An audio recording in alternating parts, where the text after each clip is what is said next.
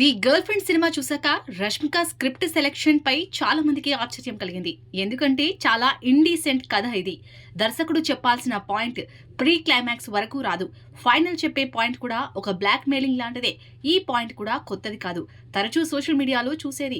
ప్రేమలో ఉన్న ఓ జంట ఏవో కారణాల వల్ల విడిపోయినప్పుడు ముఖ్యంగా అబ్బాయిలు బ్లాక్ మెయిలింగ్ కి దిగుతారు. ఇద్దరు గడిపిన క్షణాలను, ప్రైవేట్ ఫోటోలను పబ్లిక్ లో పోస్ట్ చేస్తారు. అక్కడితో ఆగకుండా అమ్మాయి నంబర్ను బస్ స్టాప్లలో, సులభ కాంప్లెక్స్లలో రాసి సైకిక్ ఆనందం పొందుతారు. ఇంకొందరు సైకోలు పర్సనల్ వీడియోలను అశ్లీల వెబ్సైట్లో అప్లోడ్ చేసిన కేసులు కూడా ఉన్నాయి. గర్ల్ ఫ్రెండ్ కథ కూడా ఇదే. ఒక రిలేషన్షిప్ బ్రేక్ అయిన తర్వాత అబ్బాయి నుంచి ఎదురయ్యే బ్లాక్ మెయిలింగ్ ని అమ్మాయి ఎలా తట్టుకుని నిలబడిందనేది గర్ల్ ఫ్రెండ్ మెయిన్ పాయింట్. నిజానికి ఇలాంటి పాయింట్ ను కొత్త వాళ్ళతో ప్రయత్నిస్తారు. ఇలాంటి పాయింట్లను పాన్ ఇండియా ఫేమ్ ఉన్న హీరోయిన్స్ చేయడానికి అసలు ఆసక్తి చూపించరు. కానీ రష్మిక ఈ కథను ఒప్పుకోవడం చాలా మందిని ఆశ్చర్యపరిచింది.